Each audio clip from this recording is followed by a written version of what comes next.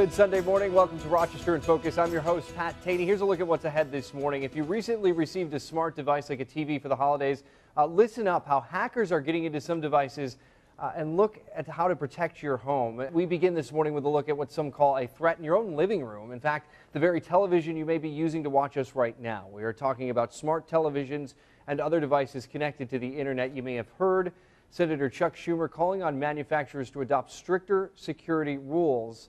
He warns many TVs, baby monitors, other technology with built-in cameras and microphones are vulnerable. In fact, a few months back, Russian hackers tapped into some 4,000 cameras in homes here in the U.S. Pretty scary, but there's simple things you can do to protect yourself, folks. Joining us now to talk more about this, Dr. Rick Mislan. He is with RIT's Computing Security Department. Rick, thanks so much for joining us this morning. Thank you, Pat. So what's the deal here? People, these hackers are actually able to access these cameras, look into your living room? That's right. The security is very weak. Usually it's a standard default password or to get in, whether it's admin or just password. And it allows them to just walk right in and see whatever is in front of the camera. The password you're talking about is when you first purchase the device. And right, when you set it up, right. You need to install it and run some software and connect it to your network, and obviously setting it up requires a password, and that password is usually just set to, a password or admin or default even, or even blank. And Senator Schumer really calling out these manufacturers.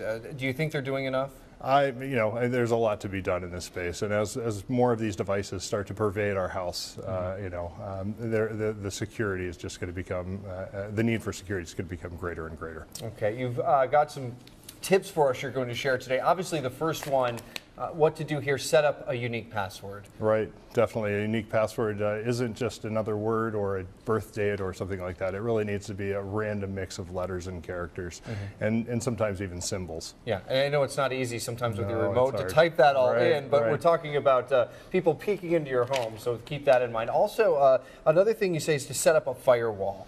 Right, so the computer illiterate, what do you mean? Yeah, so your routers, the devices that are bringing in your internet connection into your house, and whether you're serving it through the wireless or wired connection to your house, there are ways to use what's called a firewall, and it basically sets up a way to protect your devices on the inside from being exposed to the outside. Okay. Another thing, limit web browsing on smart TVs. Right. Again, we're talking about a device that has access to the internet, and so when you're doing credit card transactions and other things, we're not sure we can totally trust these devices for their security. So be careful what you browse with. And a good tip here: cover the camera if you're not using it. It's definitely always good to cover that camera. And some of the TVs do have cameras, and some aren't as obvious.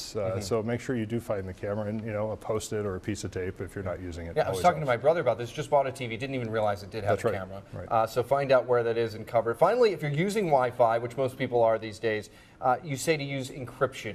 What do you mean by that? So Wi-Fi offers various levels of encryption, ways to protect the traffic, if you will, over your Wi-Fi. And the standard that's out there now, the WPA2, is the one you want to look for. Everything else is a lower standard and not as secure. Okay. And in terms of these, we were talking about these Russian hackers that came in. I think it was a number of households worldwide, but 4,000 here in the United States that they were able to hack into the system. You say that website that was actually streaming images from inside living rooms, that's been shut down. It has been shut down. And as a matter of fact, I think the guy is now looking for a job and has some skills to share. Yeah, we were talking about that. Maybe the U.S. government should hire this individual to figure out what's going on. What else should people know about these devices and having Wi-Fi in their home to begin with? Sure. I mean, and I mentioned the Internet of Things, as we were talking about earlier, is all these new devices. It started with our smartphones, and now it's moving on to our TVs. Some people have internet-connected refrigerators that are telling them,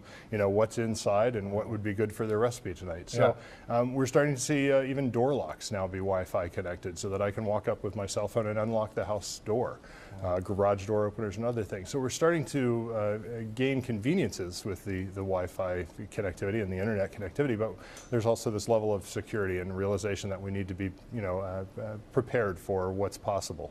For those that might be on the edge in terms of the remote security security and remote door unlocking. Right. What do you say about that right now? I think it's a little bit too early for that type of technology. It's always good to have some people to try it out for us. Sure.